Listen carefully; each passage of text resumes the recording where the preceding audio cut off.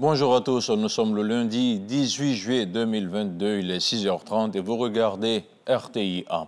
La ministre du Plan et du Développement est aux États-Unis, à New York. Niale Kaba fait le point sur la mise en œuvre du programme social du gouvernement, le PS-Gouv. Elle a surtout mis l'accent sur l'autonomisation des femmes. Le commentaire de Lansine Bakayoko.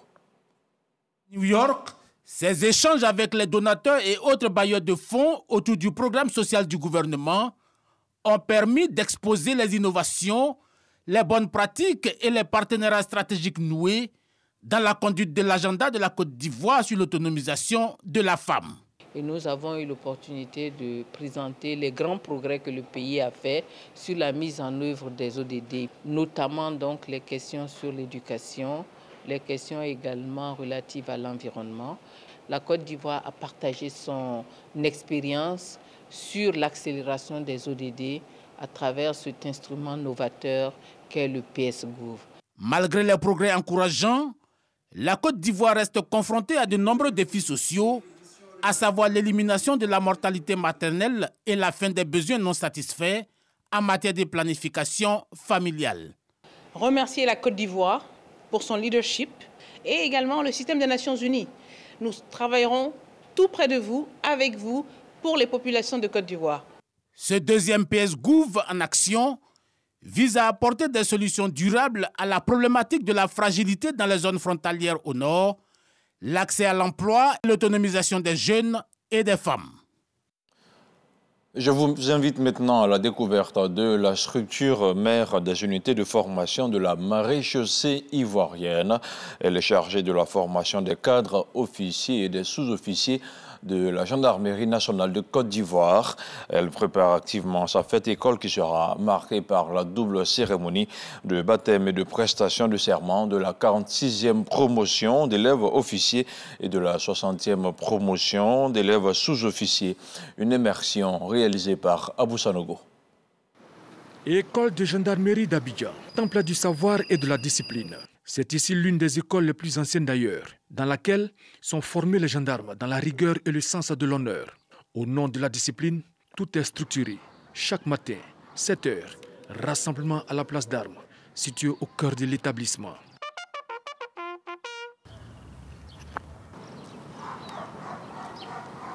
Le rassemblement est très important parce que c'est le moment de communication avec les collaborateurs. Et c'est le moment aussi privilégié pour pouvoir faire passer les instructions que nous recevons de la hiérarchie. À ce titre-là, nous avons 2 rassemblements par jour. Nous avons le rassemblement du matin, auquel vous venez d'assister, et la journée ici aussi se termine par un rassemblement. La discipline se traduit à travers plusieurs autres aspects de la formation des gendarmes, notamment au tir. L'instruction sur le tir concentre un ensemble de règles strictes que doit respecter chaque gendarme pour cet apprentissage obligatoire, spécifique à ce corps de métier. Abaissez le siletin de tir à fond. Chargez. Dès que prêt, commencez le feu.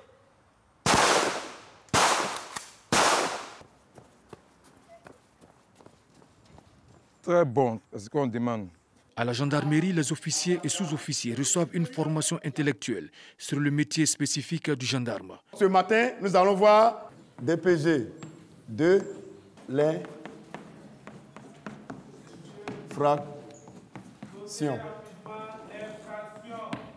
Référence, nous avons articles 2, 3, 4 et 5 du Code pénal. L'école a pour mission la formation des officiers élèves et des élèves sous-officiers de la gendarmerie. Elle participe à la formation continue des cadres. Nous recevons des jeunes hommes et des jeunes filles de nationalité ivoirienne. Et au bout de 2 ans, ceux-là doivent être des gendarmes accomplis. Et aussi, nous recevons des officiers des différentes écoles d'officiers. Ça peut être l'EFA de Zambacro ou toute autre école d'officiers. Nous les recevons ici pendant 1 an pour en faire des officiers de gendarmerie. Et parallèlement à ça, nous avons aussi le perfectionnement des officiers. Nous recevons des officiers subalternes ou des officiers supérieurs pour le cours d'état-major de gendarmerie. Voilà, qui est le niveau le plus élevé que nous faisons ici. Le gendarme, ce n'est pas que l'intellect. Sa condition physique est entretenue tout au long de sa carrière et cela commence à l'école, lorsqu'il est en formation.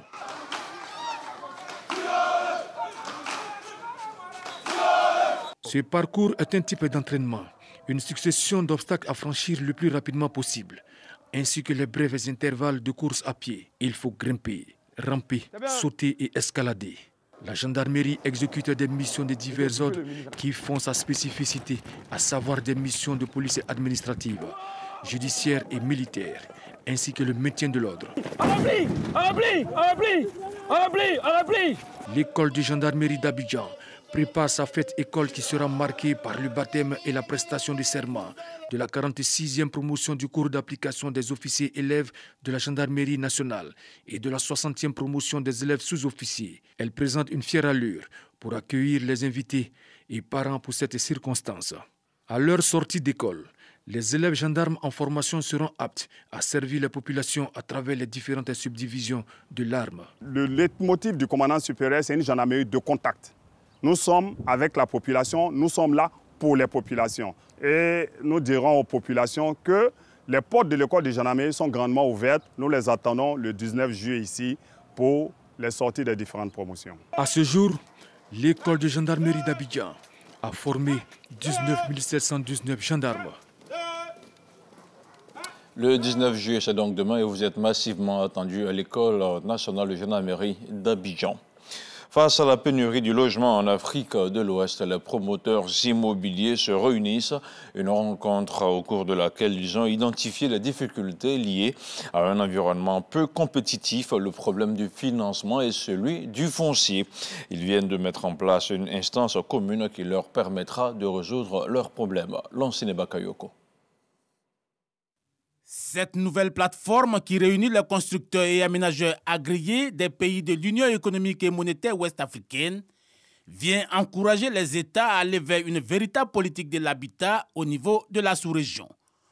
Politique de l'habitat qui devrait prendre en compte tout le processus de la construction d'un logement, entre autres l'environnement des affaires, le financement à travers les fonds de garantie et surtout la sécurisation du foncier, affirme le nouveau président Siriki Sangari. On demande de faire des logements sociaux. Les logements sociaux sont des logements qui sont faits par des banques de développement parce que ce sont des financements qui sont longs avec des taux très réduits et avec une volonté politique de nos différents États. Avec non seulement une volonté politique mais une action des États. Aucun promoteur immobilier ne peut faire un programme immobilier social s'il n'y a pas l'apport de l'État. Si tous ces problèmes transversaux sont résolus, les promoteurs privés de l'immobilier se disent en position de faire une production de masse de logements, comme le souhaitent les États. On construit, mais malheureusement le déficit ne diminue pas. Pourquoi? Parce que ce n'est pas la vraie cible qui est atteinte. On a des quartiers précaires, ce sont des gens qui sont des smicards. Le SMIC ici c'est 60 000, donc ça ne leur permet pas d'avoir des logements. Et aussi, pour terminer, réfléchir sur un bon mécanisme de commercialisation. La mise sur pied de cette organisation s'est faite en marge des 5e journées de l'habitat ouverte à Abidjan, à l'initiative du ministère de la Construction, du Logement et de l'Urbanisme. Un terminal pour vérifier et authentifier les identités. La prouesse l'ONESI a été récemment présentée aux opérateurs publics et privés, sans oublier la presse. À terme, il permettra de lutter contre l'usurpation d'identité. Plus de détails dans ce reportage réalisé par Hugues Hervé-Blé. L'ONESI innove dans la lutte contre la fraude documentaire. L'Office national de l'état civil et de l'identification dispose désormais d'un terminal de vérification d'identité. Dès qu'on clique sur démarrer, l'appareil nous demande un numéro, le numéro CAN. Ça se trouve en bas à droite de la carte d'identité. Dès qu'on finit de rentrer le numéro, on scanne la carte. Automatiquement, on a les données de la personne authentifiées. Maintenant, on peut vérifier l'identité de la personne qui est en face en prenant ses empreintes. On peut aussi procéder par photo. Le terminal de vérification d'identité vient renforcer la sécurité numérique des cartes de séjour et cartes nationales d'identité, des titres d'identité produits par l'ONESI. La personne qui dispose de ce terminal peut d'abord vérifier que la carte, elle est d'abord elle-même, c'est une carte qui a été délivrée par l'ONESI, va fiabiliser la carte mais ensuite il va authentifier le porteur de la carte à l'aide des informations qui sont sur la carte. Nous pensons que nos premières personnes qui sont sujettes à utiliser ce terminal sont toutes les agences qui ont le besoin de vérifier d'abord l'identité des personnes qu'elles ont en face et aussi d'authentifier que la personne est vraiment la personne qui détient ce document. Le directeur général de l'Office le souligne, le terminal de vérification d'identité a été pensé et conçu par ses services avec le soutien de Semlex, son partenaire technique. Il apporte une solution à la lutte contre la fraude documentaire, l'usurpation d'identité et autres fraudes documentaires qui, selon lui, a fait perdre aux entreprises environ 42 milliards de francs CFA entre 2018 et 2020. Deux familles en difficulté dans la commune de Yopougon et d'Abobo ont reçu dimanche la visite de la ministre de la Solidarité et de la lutte contre la pauvreté. Dimanche, Solidarité, c'est un concept de ce ministère qui veut, dorénavant, permettre de soulager les familles démunies. Ahmed Traoré, Issa Jonayo pour le commentaire. Une rencontre longtemps attendue et d'une convivialité inespérée. Les hôtes de la ministre de la Solidarité et de la lutte contre la pauvreté, rassurés d'emblée par l'accueil, se sont débarrassés de toute aporie et de la crainte du premier contact. Elles ont exprimé leur reconnaissance au président de la République et au gouvernement pour toutes les attentions dont elles sont l'objet. Ces femmes, mamans et tutrices légales de ceux qu'on appelle les pupilles de la nation, ont saisi l'occasion pour crier leur angoisse relativement à l'avenir de leurs enfants. Nous faisons des petits commerces pour pouvoir subvenir aux besoins de nos enfants, pour pouvoir les scolariser et voir qu'après le baccalauréat, beaucoup restent en chemin, vraiment ça nous fait mal. Ils sont aussi les enfants de la nation et qui ont besoin aussi d'être à leur place aussi pour construire ce pays. Nous sommes en train, à travers des partenariats, avec notamment la FENEPLACIL et la Fédération nationale des écoles laïques privées, pour voir dans quelle mesure les mamans peuvent bénéficier soit d'une prise en charge ou d'une réduction des frais de scolarité pendant les périodes de rentrée scolaire. Les mamans et tutrices de pupilles de la nation sont des femmes ayant à charge des enfants qui portent ce titre. Ce sont des mineurs de moins de 21 ans, spécialement des enfants de soldats, policiers, gendarmes, fonctionnaires et agents de l'État décédés ou rendus invalides du fait de la guerre ou d'une mission commandée. Ils bénéficient de la protection de l'État et de sa prise en charge dans les domaines de l'éducation, de la psychologie, de la santé, de la protection sociale et juridique. La ministre de la Solidarité et de la lutte contre la pauvreté a rendu hommage à ces mères et tutrices pour leur double rôle de père et de mère et leur résilience sociale.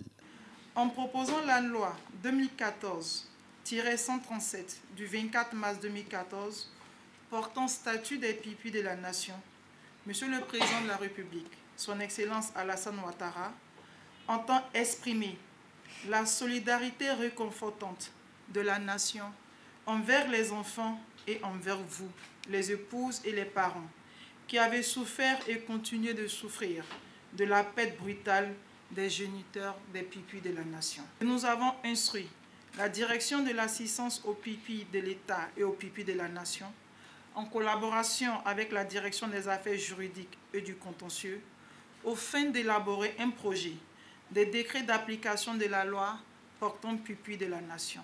245 pupilles de la nation sont recensées à ce jour selon le ministère de la Solidarité et de la lutte contre la pauvreté. Les mères et tutrices légales de ces enfants sont réparties, toutes heureuses de leur rencontre, avec le sentiment que les pupilles dont elles ont la charge ne seront pas les oubliés de la nation.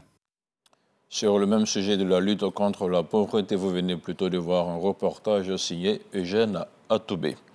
Au Maroc, la prison locale de Kouribra a accueilli en juin dernier la 3e édition du festival culturel au profit des détenus africains. Le cinéma africain et la question de l'intégration du migrant, c'était le thème de la rencontre suivie par notre envoyé spécial, Issa Jonayo. C'est désormais une tradition depuis 3 éditions. Des films sont projetés à la prison de Kouribga pour les incarcérés. Ce, à l'occasion du Festival international du cinéma africain du Kouribga au Maroc. Cette année, le respect du droit des prisonniers au cœur des débats. Un prisonnier est privé de liberté, mais il doit garder tous les autres droits fondamentaux, dans le droit à la culture, dans le droit au loisir, dans le droit à maintenir des contacts avec la famille. Un prisonnier n'est privé que de liberté. Une initiative saluée par la délégation burkinabé, pays invité d'honneur. C'est une très belle expérience. Je dois dire que c'est tout ce que les responsables de l'administration pénitentiaire, dans tous les pays d'ailleurs, souhaiteraient. Parce qu'on a toujours pensé que la culture, c'est un moyen très efficace pour pouvoir parvenir donc à la transformation qualitative des personnes détenues dont les administrations pénitentiaires ont la charge. Au cours d'un panel, des spécialistes sur la question des migrations ont montré le rôle que peut jouer le cinéma dans le respect du droit des prisonniers. Que la prison n'est pas forcément une coupure radicale avec le monde extérieur, même si on est privé de liberté, on ne peut pas faire ce qu'on veut, on ne peut pas sortir, aller faire les choses qu'on a l'habitude de faire quand on n'est pas derrière les barreaux, comme on dit vulgairement. Mais dans le même temps, on se rend compte que ce n'est pas suffisant, puisqu'il faudrait qu'il y ait des actions de caractère holistique entre les pays d'origine de ces migrants qui sont incarcérés pour différentes raisons et différents délits, et le pays qu'ils ont abandonné pour différentes raisons là aussi. Je pense que d'abord, essayer un peu de meubler la vie du détenu en lui projetant non seulement des films, mais aussi des films de son pays, ça, elle essaye un peu de le laisser connecter avec ses racines, parce que ce qu'on est en train de punir, comme je l'ai dit dans mon intervention, c'est le délit, ce n'est pas la personne. Et là, c'est une occasion non seulement de rompre les liens avec ses racines et avec son pays, mais aussi le pousser à mieux réfléchir, disons, pour essayer un peu de changer, disons, son comportement vis-à-vis du délit qu'elle a fait. En définitive, les panélistes ont exhorté les cinéastes à produire davantage afin de mieux expliquer la migration et l'intégration des peuples. Et ces deux brèves pour clôturer ce premier point d'information sur RTI 1 au Nigeria. 7 mois de la présidentielle, l'opposition remporte une élection test.